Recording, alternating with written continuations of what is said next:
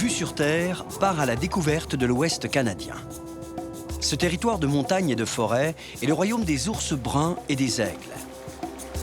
Baigné par l'océan Pacifique, l'ouest du Canada est un formidable espace naturel où des femmes et des hommes ont choisi de vivre leur amour pour la nature.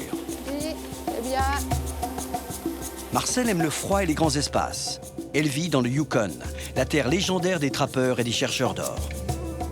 Sur ces étendues glacées et inhabitées, Marcel vit au rythme de sa passion, les courses de chiens de traîneau.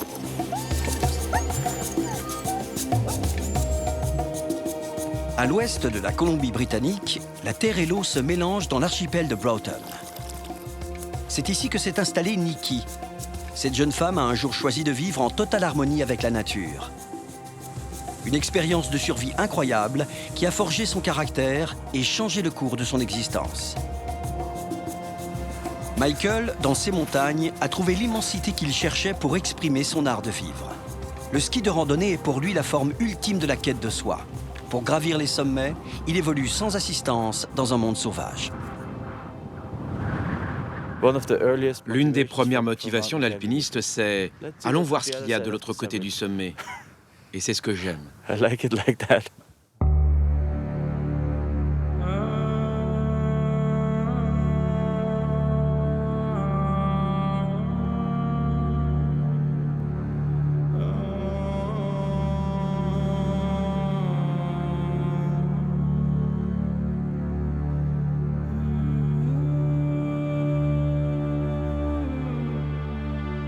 Au nord-ouest du Canada, le Yukon est un territoire sauvage, désertique et glacé. La plus grande zone glaciaire au monde après l'Antarctique se situe ici, à la frontière entre le Yukon et l'Alaska.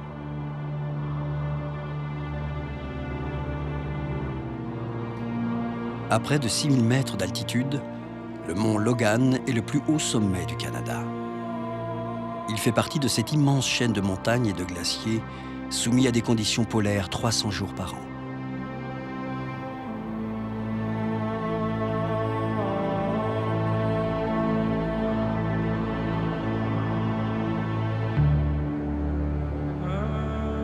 Voici le royaume du vent, de l'eau et de la glace.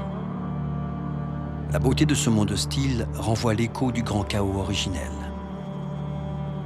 Le Yukon donne la mesure de ce que devait être la planète avant l'apparition de la vie et des hommes.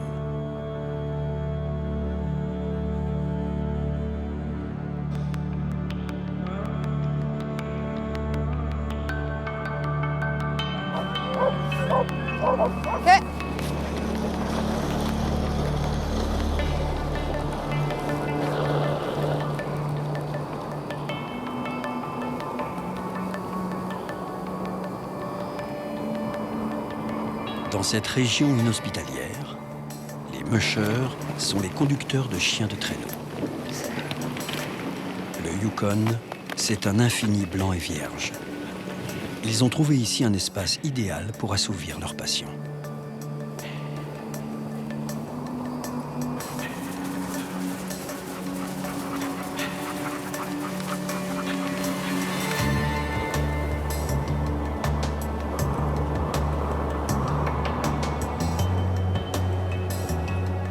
Plus de 1600 km. Voilà la distance que Marcel est capable de parcourir avec ses chiens en une douzaine de jours, seul par moins 40 degrés l'hiver, quand la lumière ne dure que quelques heures.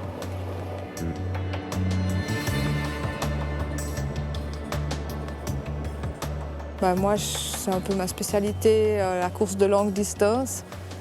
C'est un sport d'endurance, puis c'est à plein temps. Fait ça, quoi. Alors, parce que les chiens, il faut les entraîner comme des athlètes, comme des marathoniens. À 58 ans, Marcel participe régulièrement à la Yukon Quest, l'une des compétitions les plus prestigieuses dans le monde des mushers. Cette course mythique se déroule entre le Yukon et l'Alaska, sur les traces des trappeurs et des chercheurs d'or.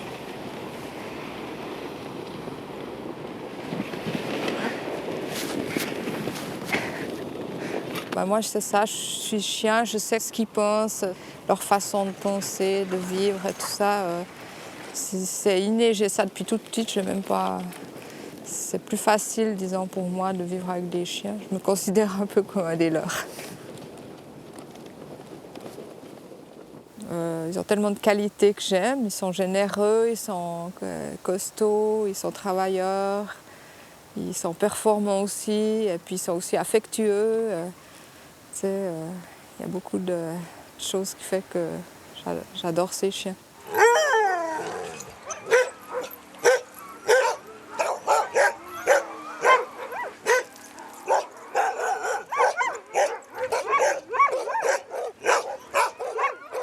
Au ranch Alayouk, c'est l'heure du repas pour les chiens.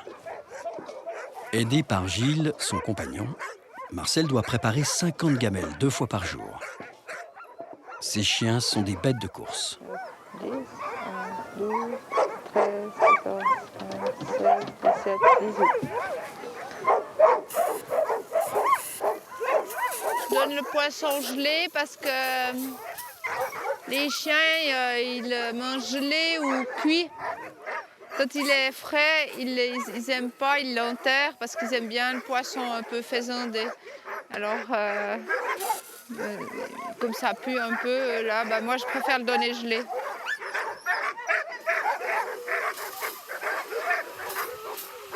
Ça, c'est une petite collation en fait. Alors, le soir, ils ont un plus gros repas.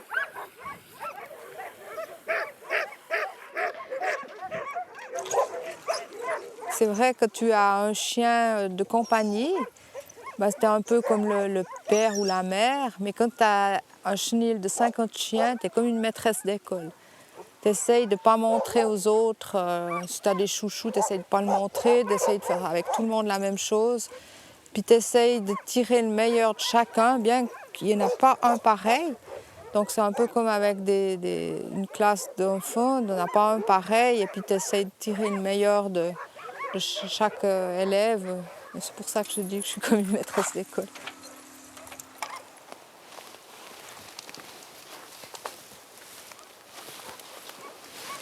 Marcel et Jessica se sont connus il y a quelques années lors de la Yukon Quest.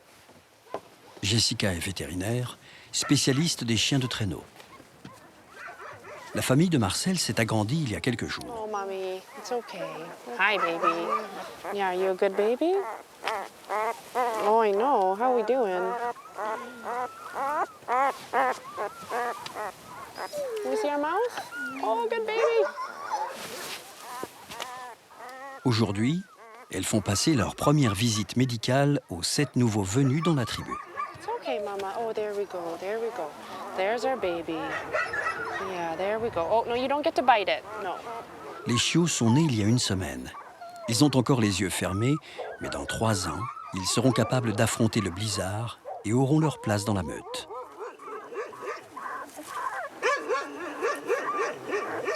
Hello, sweetheart. How are you? Oh, thank you. That's nice. That's nice. If you can hold her collar. Tu peux la tenir par le collier pendant que je l'examine? Avant chaque entraînement, les animaux sont auscultés. All of you guys are chubby. Ils doivent être en bonne santé et suffisamment performants pour tenir la distance en course. Dans la neige, les chiens fournissent des efforts intenses et de longue durée.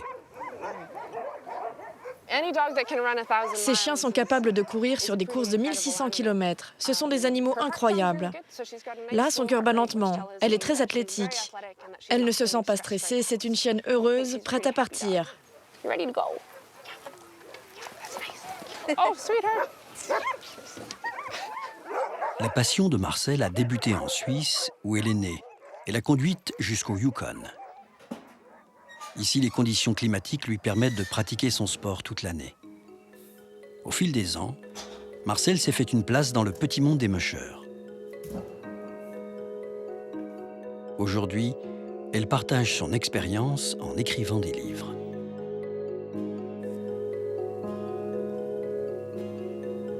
Nous avons parcouru 1000 milles de l'Alaska au Yukon. Nous avons couru sur les rivières gelées, le fleuve Yukon, la Birch River, la Chena River, de l'Alaska au Yukon. Nous avons couru sur les rivières gelées, franchi le fleuve Yukon, la Birch River, la Chena River, l'American sur les rivières gelées. Nous avons franchi des cols de montagne, la Ocean Summit, Eagle Summit, Takini. American, nous avons franchi l'école de montagne, Rosebud Summit, Eagle Summit, American Summit, King Salomon et les Black Hills.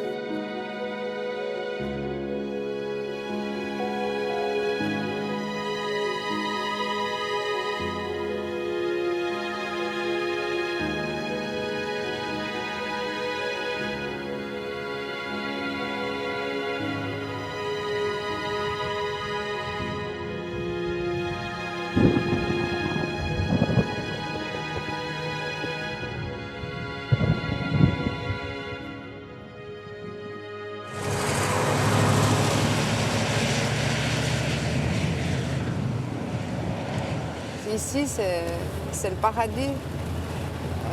J'aime ça, les gros espaces, puis j'aime aussi le froid, l'hiver qui est lent. Alors, tout ce qu'il faut pour un passionné de chien de traîneau. C'est l'aventure. Il y en a qui partent avec leur petite voiture, leur petit chien. Ben, moi, je pars avec toute mon équipe. J'adore ça. Chaque chien a son compartiment avec de la paille. Et ils ont l'habitude, parce qu'ils savent que quand on part du ranch et que je les mets dans leur compartiment, ben, ils vont aller faire du traîneau sur la neige. Les régions que traverse Marcel avec ses chiens n'ont pas toujours été aussi inhabitées qu'aujourd'hui.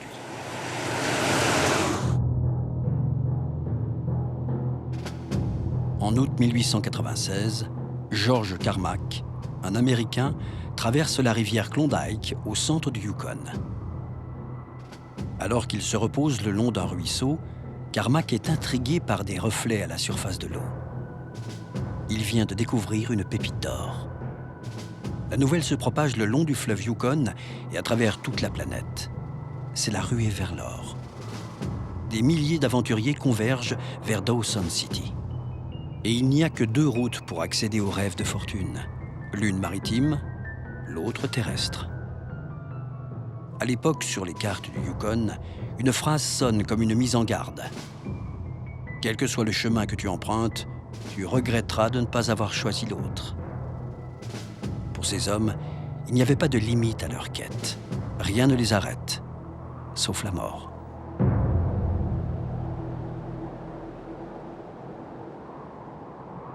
En juillet 1896, Dawson City n'existait pas. Un an plus tard, la ville compte 5000 habitants. Et l'année d'après, ils sont plus de 30 000. Pour alimenter la folie de l'or, la construction d'une ligne de chemin de fer est lancée à travers la chaîne des montagnes côtières. Le train du Yukon ne circulera qu'en 1900. Trop tard. La fièvre de l'or est retombée.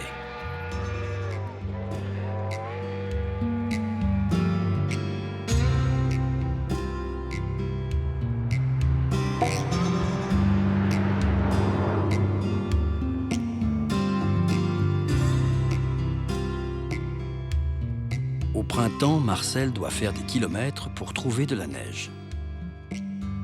Elle vient s'entraîner au col de White Pass, l'ancienne piste des chercheurs d'or. Aujourd'hui, la région est à nouveau désertique.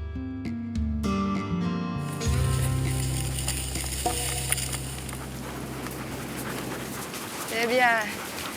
Good. Bien Gondi. C'est bien.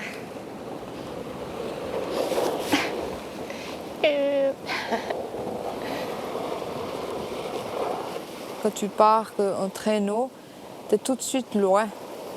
Comme par exemple, si tu vas marcher ici, tu n'as pas des petits sentiers avec des petits écriteaux qui te disent la gare est à tant de kilomètres, le prochain bistrot est là. Non, il n'y a rien, il n'y a même pas de sentier. Et il n'y a jamais de pente en plus, tu vas en été, tu vois, alors tu dois traverser toutes les rivières, et il y en a nombreuses à Gué, et l'eau n'est pas chaude. Et puis l'hiver, tu pars, tu es aussi tout de suite complètement isolé. Et il faut que tu puisses te débrouiller en survie, quoi. Ici, c'est important. C'est bien. Good. Bien body. doucement, c'est bien. Good. J'utilise toujours la manière positive d'enseigner. Je ne suis pas une dresseuse et puis tu sais, ça ne m'intéresse pas quand un chien, je lui dis assis, couché, ça me dérange. Par contre, je travaille sur les qualités du chien lui-même. Le chien de traîneau, il veut faire du traîneau, il veut tirer. Alors j'exploite cette qualité-là le mieux que je peux, quoi. En fait, c'est ça, quoi. XX, tu t'amuses pas. Allez, allez, cochise. Cochise, envoie. Allez. Allez, allez, allez, allez.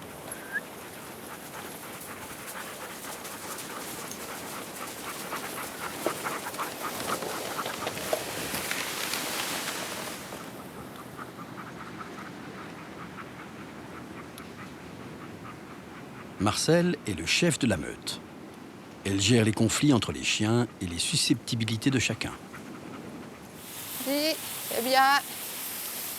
Dis, Apache aussi. Elle détermine aussi leur position dans la ligne en fonction de leur personnalité. Les chiens de tête ont un rôle majeur. Ils relaient les ordres du musher au reste de la meute.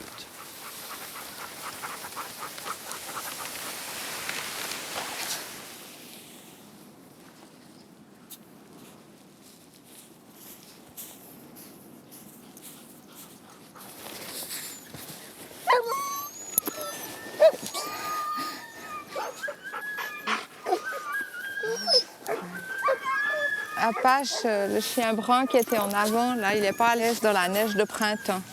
Alors j'ai profité du moment qu'il était un peu découragé pour essayer une jeune. Puis elle est toute fière parce qu'elle se dit « Ah ben tiens, c'est moi, c'est mon tour ».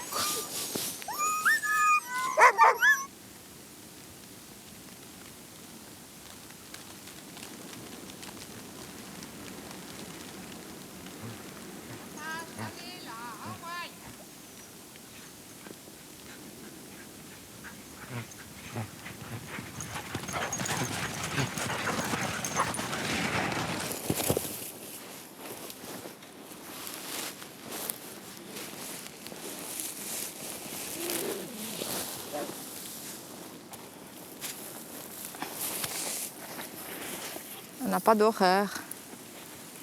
On fait juste au rythme des chiens. Quand ils sont fatigués, on s'arrête. Des fois, nous aussi, quand on est fatigué.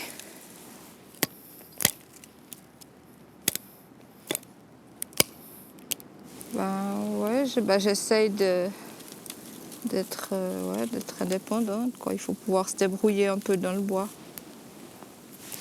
C'est la paix, c'est les gros espaces, puis c'est que je vais mettre avec mes chiens dans le bois. Et puis aussi, tu vois, maintenant il y a des motoneiges. C'est bien, mais les chiens de traîneau, il y a 14 000 ans qu'il y a des chiens de traîneau. Et dans 14 000 ans, il y aura encore des chiens de traîneau, mais il n'y aura plus de motoneige. Alors c'est pour ça que je continue à faire du traîneau.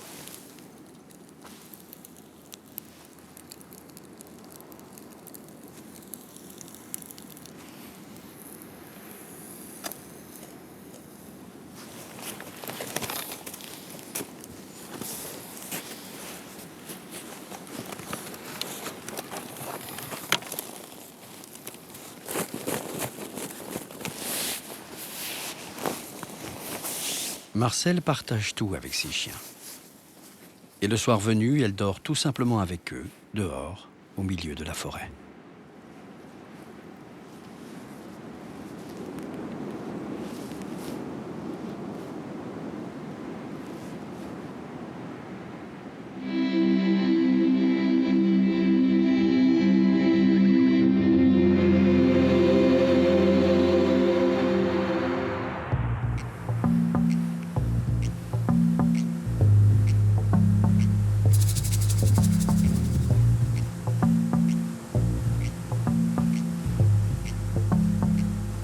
L'archipel de Broughton est un labyrinthe d'îles, de bras de mer et de fjords. Il est situé en Colombie-Britannique, à 300 km au nord-ouest de Vancouver. Il y a peu d'habitants, et les rares communautés sont isolées les unes des autres. Il n'y a pas de route, tout se fait en bateau.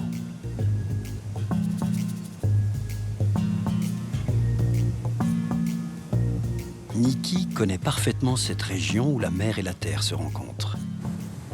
Il y a quelques années, elle a vécu une expérience hors du commun. Avec un ami, elle décide d'abandonner sa vie de citadine pour s'installer sur un îlot de l'archipel. À deux, ils vont vivre une aventure extrême, totalement coupée du monde. Ils n'ont rien apporté de la société moderne, ils veulent vivre comme les premiers hommes.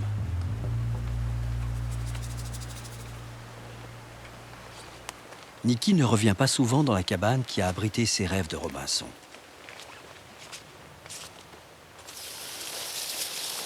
Wow, it's so overgrown. Ça a tellement poussé. Wow. I can't believe I lived J'y in crois this. pas que j'ai vécu là. Moss is all falling off the roof. La mousse est tombée du toit, Sticks. des branches. Wow. I remember when I built this. Je me souviens quand j'ai construit cette table. Shack. Ah, la cabane. Spent. Oh, so J'ai many passé days tant de jours à ramasser de la boue et essayer de colmater les Creek fentes. and trying to chink all of the gaps in the Parce que winter. l'hiver, The le wind vent would s'engouffrait et rush soufflait les through, bougies. blow out your candle. Il faisait vraiment It was froid. really cold. Nikki a aimé cette vie sauvage. Elle s'est imposée une existence difficile pendant 1 an et demi. Naufragée volontaire dans la forêt, Nikki a dû affronter le climat rigoureux du Canada et un environnement hostile. Les moustiques en été, l'eau glacée de la source en hiver.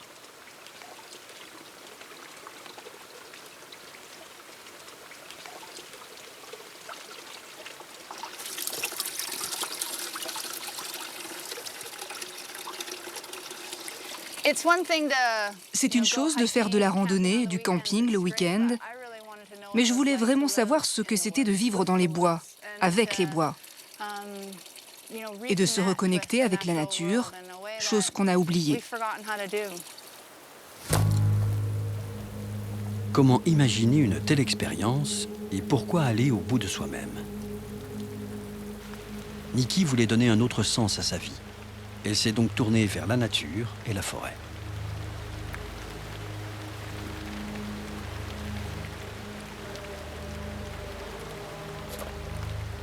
Pour survivre dans sa cabane, elle s'est servie des techniques primitives des Indiens, les premiers habitants de l'archipel de Broughton.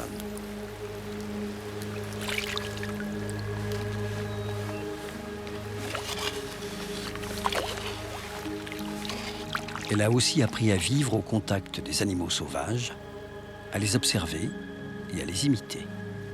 Comme eux, elle a dû se nourrir de ce que la forêt et la mer voulaient bien lui donner.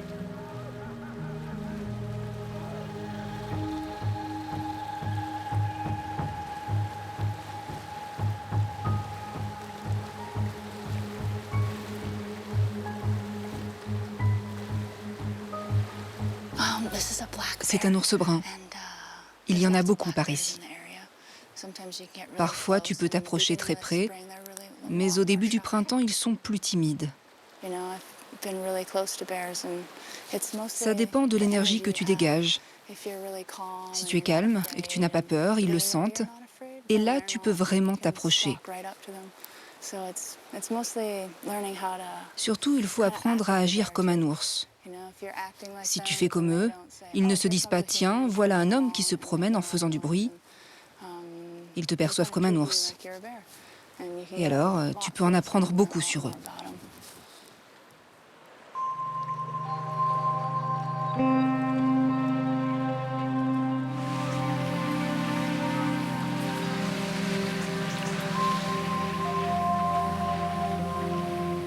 L'atmosphère de ces lumières glacées, changeante au rythme des nuages venant du Grand Pacifique, n'effraie pas Nikki.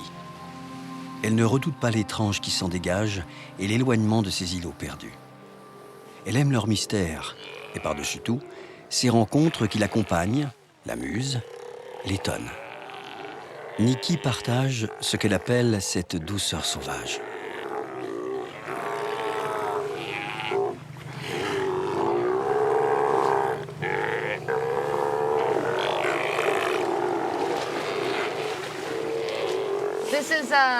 C'est une colonie de lions de mer qui vient là chaque année depuis longtemps.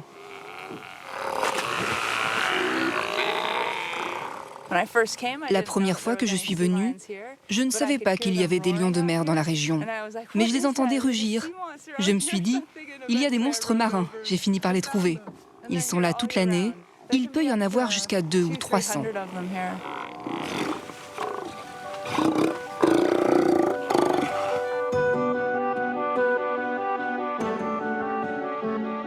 Rien ne prédestinait Nikki à un tel voyage dans ce monde sauvage.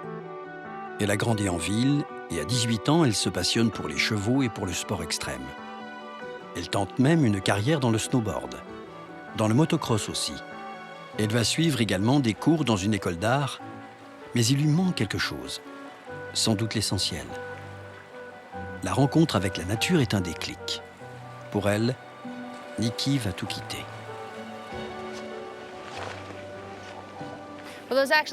C'est les plantes qui m'ont amenée ici. Un jour, quand j'habitais en ville, je me suis réveillée et j'ai regardé un arbre que j'avais certainement vu des milliers de fois. J'ai réalisé que je ne connaissais rien sur la nature. Et je me suis dit, comment c'est possible que je ne sache pas cela?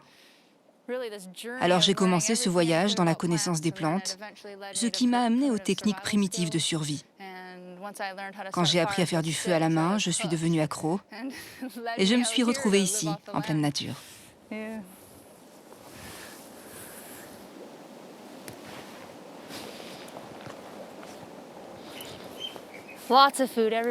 Il y a de la nourriture partout. Il faut vraiment faire attention où tu mets les pieds. C'est un supermarché ici. À peu près tout est comestible. C'est un de mes lieux favoris. Ça, c'est la nourriture la plus succulente qui existe. Ce sont des oignons sauvages. En juin, toute cette île est couverte de fraises sauvages. C'est mon petit coin secret.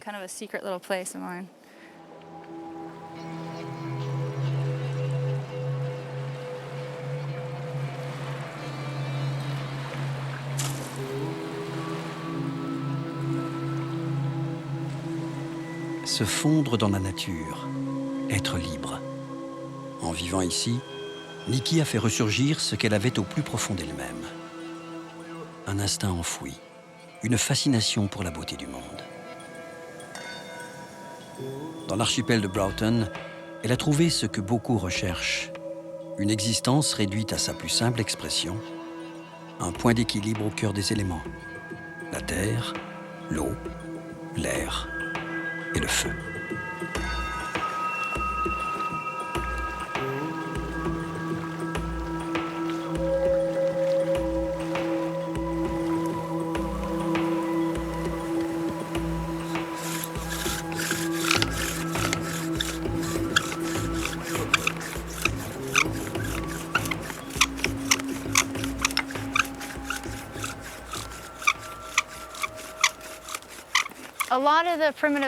Les techniques primitives indiennes mélangent des aspects physiques, mentaux et spirituels. Pour le feu en particulier, chaque pièce a un sens différent. Le bâton représente le peuple, la planche c'est la terre, l'arc assemblé au bâton forme une croix qui indique les 4 points cardinaux. Et la partie supérieure représente le Créateur, l'esprit qui maintient la cohésion du monde. Et quand toutes ces parties sont en parfaite harmonie, cela fait naître une vie nouvelle, cette petite étincelle, tu souffles et le feu jaillit. C'est magique.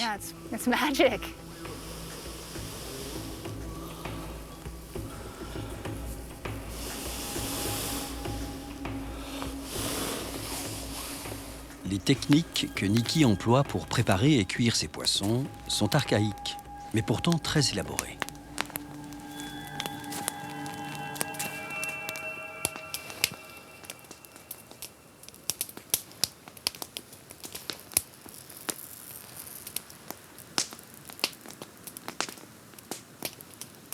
Quand elle vivait ici dans sa cabane, tout son temps était consacré aux choses essentielles.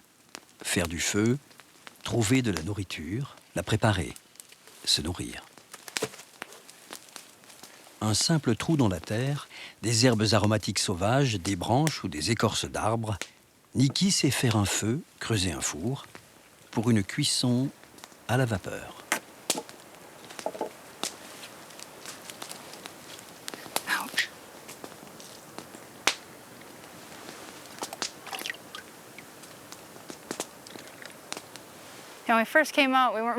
Au début, on n'était pas très bon pour la cuisine.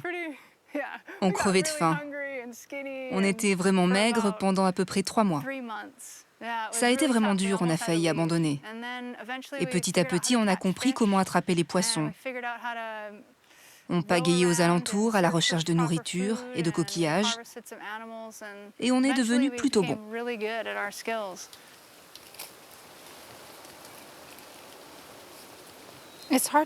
C'est difficile à expliquer. À la maison, je n'aime pas cuisiner. Mais ici, je me sens tellement en connexion avec toutes ces plantes et avec l'endroit où elles ont poussé. Tout ce processus, ça rend la nourriture tellement plus spéciale.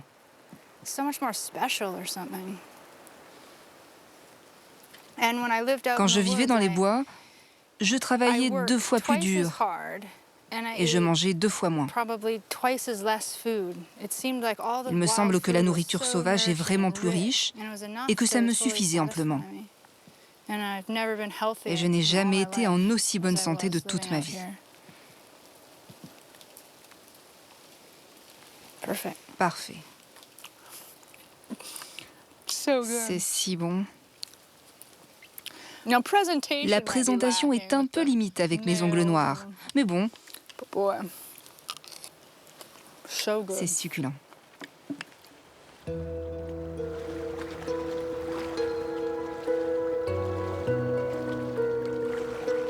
Nikki vit aujourd'hui à Echo Bay, une petite communauté de 7 personnes. Elle vient d'achever la construction de sa maison en bois. Son expérience radicale de survie dans la forêt l'a transformée. Elle est allée au bout de ses idées et de ses rêves. Elle a trouvé ses propres réponses dans ce fjord où les baleines et les orques viennent à la fin de l'été. Maintenant, Nikki tente de trouver son équilibre entre vie sauvage et société de consommation.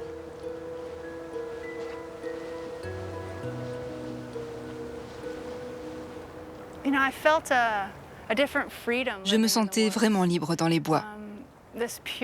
Toute cette pureté, cette vie vraie qui est tellement difficile à retrouver ailleurs. Et je cherche encore mon équilibre. J'y suis presque, mais un petit truc me manque toujours. Mes voisins se moquent de moi. Oh, Nikki devient une femme moderne. Elle a une machine à laver, elle vient d'acheter un tapis, et il lui faut un aspirateur. Je suis sur cette pente glissante où je dois choisir entre ce que je veux et ce que je ne veux pas. Je prends quand même du temps chaque jour pour m'asseoir sur ma terrasse ou sous un arbre.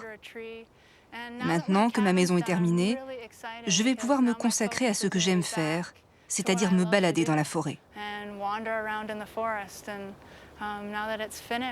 J'ai hâte de recommencer à vivre dehors. J'ai le sentiment que cette nouvelle maison m'a éloignée de tout ça. Et donc, c'est vraiment excitant pour moi de l'avoir terminée. Je pensais que ça me prendrait 6 mois. Et en fait, ça m'a pris 3 ans.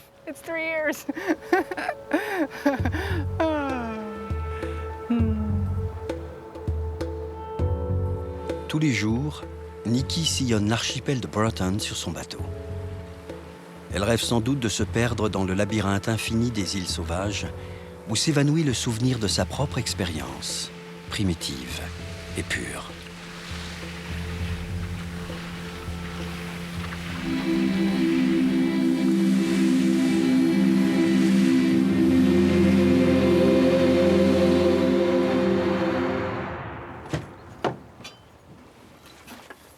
Belle matinée pour grimper, hein?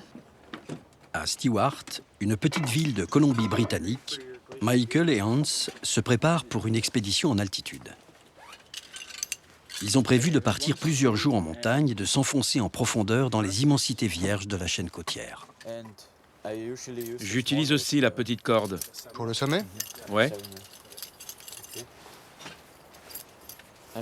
J'espère qu'il fait assez froid là-haut et que la neige restera bonne pour les prochains jours.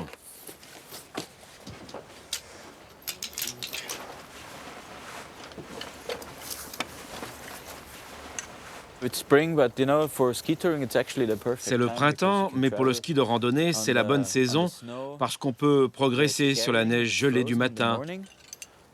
C'est le moment de grimper. Et quand tu redescends, elle a un peu fondu et c'est plus skiable. On choisit les bonnes pentes en fonction du soleil. Et même tout en haut, à cette saison, on peut encore avoir de la poudreuse. Alors c'est toujours intéressant ce que l'on peut trouver au printemps par ici.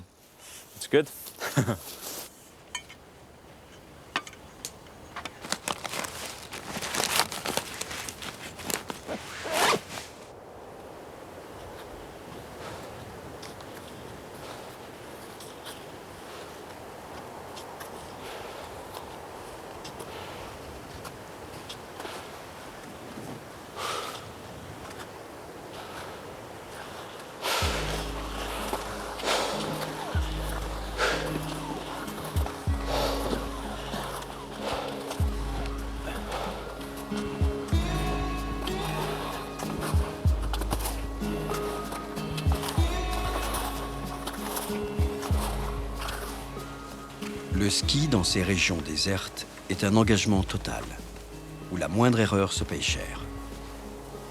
Il n'y a aucun village dans ces énormes massifs montagneux, et en cas de problème, il faut attendre les secours pendant plusieurs jours. Michael et Hans ont emporté avec eux tout le matériel nécessaire pour faire face à la montagne et ses dangers. À partir de maintenant, ils ne peuvent plus compter que sur eux-mêmes et leur expérience de l'altitude.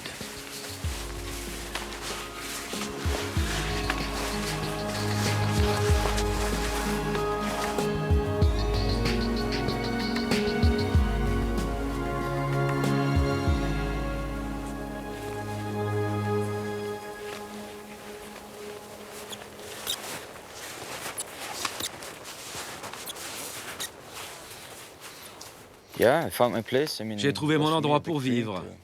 C'était un rêve pour moi d'être guide de haute montagne et de ski en Colombie-Britannique. C'est pour ça que je suis venu ici. Je pense que c'est le meilleur ski au monde. Honnêtement, j'ai parcouru le monde entier. Mais ici, l'espace est infini. Une vie entière ne suffirait pas pour en explorer une petite partie.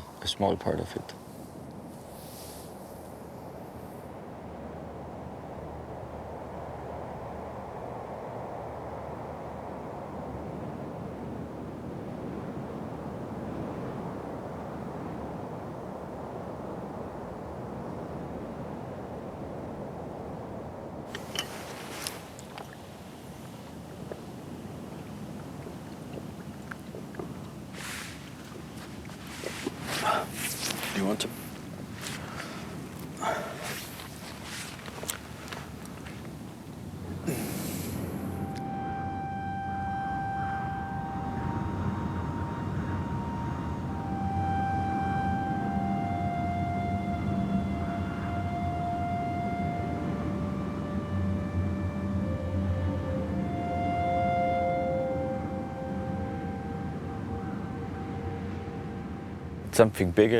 C'est quelque chose qui dépasse complètement l'homme.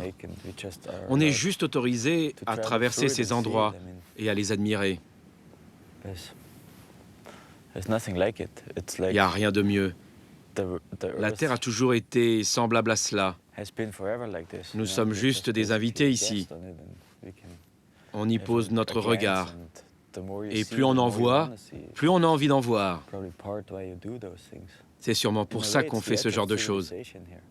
En un sens, c'est la frontière de la civilisation. C'est tellement vierge. On a le sentiment d'être la première personne à venir ici, une des seules à voir ça. Tu le découvres seulement pour toi-même.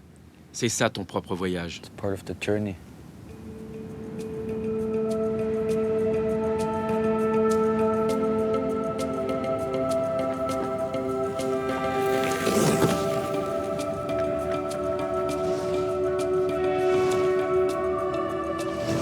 Mike ne fait pas partie de ces excentriques que l'on croise parfois dans des situations extrêmes que proposent la mer, le désert ou la montagne. C'est simplement un montagnard qui illustre au mieux l'esprit des grands coureurs des hautes altitudes. Dans ces moments d'affrontement, la nature a toujours su résister aux hommes. Le contraire serait surprenant. C'est ce qu'il aime et respecte. Avec Hans, son compagnon de cordée, il n'oublie pas que ces montagnes du Grand Ouest canadien détiennent la réussite ou l'échec. C'est peut-être pour cela, dans cette alchimie étrange, où se mélangent le courage, la détermination et le hasard, que la haute montagne provoque une telle fascination.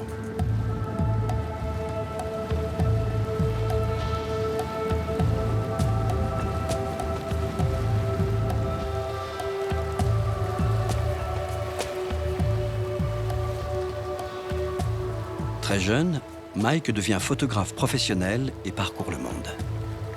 Depuis toujours, il fait ce qu'il aime, vivre dehors et explorer les endroits les plus sauvages de la planète. Le ski, comme le kayak, lui offre ce sentiment rare de glisser au cœur des éléments.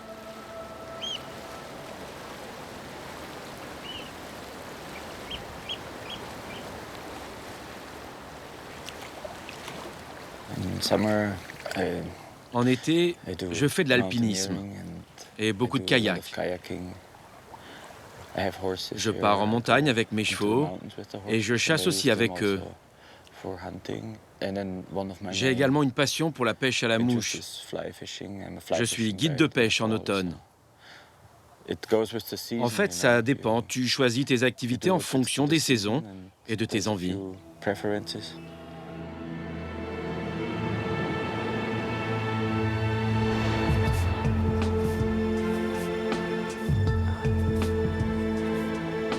Michael et Hans continuent à s'enfoncer dans le monde sauvage. Parce qu'ils sont en complète autonomie, ce type d'expédition comporte des risques. Mais le danger donne la motivation nécessaire pour se dépasser. L'exploration de ces grands espaces est un périple au-delà des dernières traces d'humanité.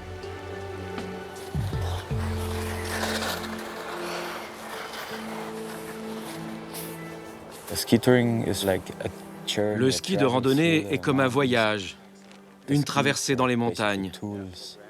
Les skis sont des outils qui te permettent de faire ça. Dès que tu t'aventures au-delà de la piste et que tu fais ta propre trace, tu te sens complètement libre. Tu t'immerges dans la nature de plus en plus profondément. C'est la plus belle façon de voyager sur la neige.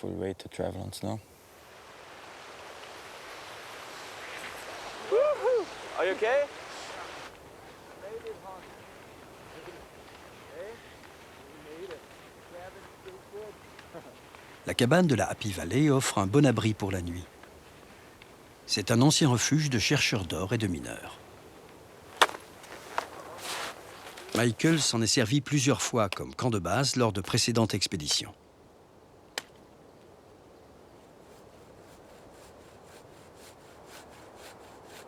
À peine arrivé, il s'occupe de l'essentiel.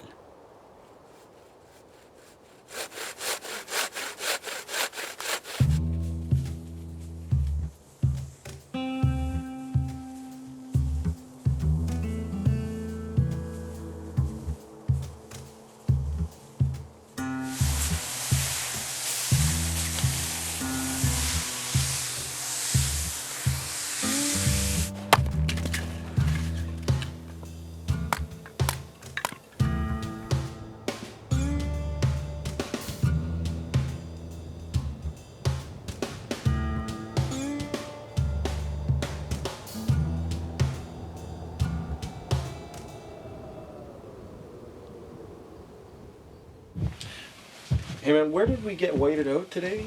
Let me have a look. It was actually... Hans apprend aux côtés de Michael. Ils ont en commun cette passion pour les expéditions en haute montagne. Leurs aventures dans ces contrées vierges leur ont permis d'acquérir une certaine philosophie. You gain the respect from the mountains by Tu gagnes le respect des montagnes en te mettant en accord avec elles. Là-haut, c'est tellement éloigné de tout que tu ne peux pas faire n'importe quoi.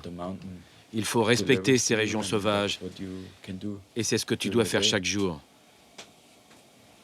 Je pense que tu as une relation différente avec ces grands espaces quand tu pars aussi loin. C'est pas juste du ski de consommation. Là, tu fournis un effort. En récompense, tu vois des choses, tu passes par des vallées, des sommets, tu traverses ces paysages fantastiques et tu ne fais qu'un avec la nature. Bien plus que quand tu la dévales à toute vitesse.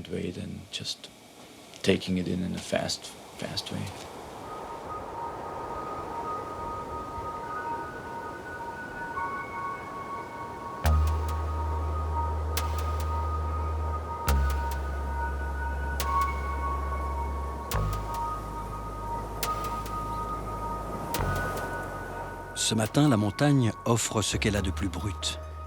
Mais Michael et Hans décident de repartir malgré le blizzard. Ils veulent continuer à grimper pour franchir un col et passer vers d'autres versants plus ensoleillés.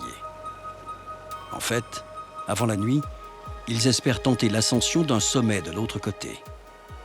Mais en montagne, c'est la météo qui décide.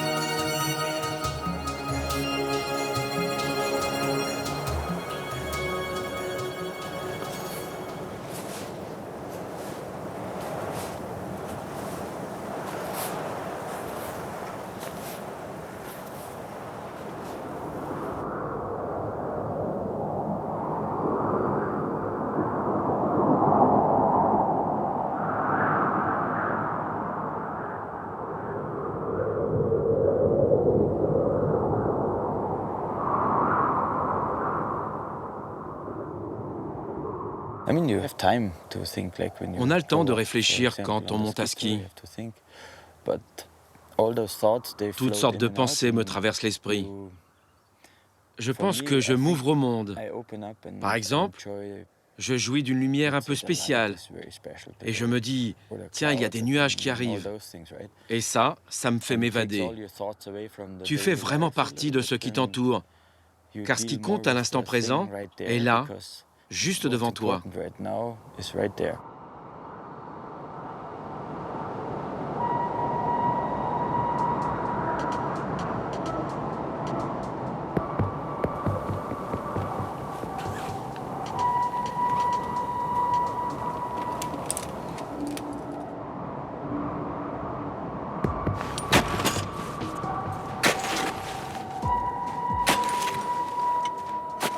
Michael ouvre la voie. Premier de cordée, c'est lui qui fait la trace dans la neige profonde de l'arête sommitale.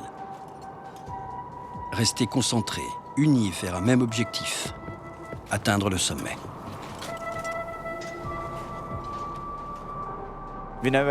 On n'est jamais venu ici, et c'est une vraie satisfaction, parce qu'on est monté par nos propres moyens. Et c'était plutôt dur, cette ascension. C'est toujours intéressant de grimper, parce que tu vois ce qu'il y a là-haut. L'une des premières motivations de l'alpiniste, c'est « allons voir ce qu'il y a de l'autre côté du sommet ». Et c'est ce que j'aime.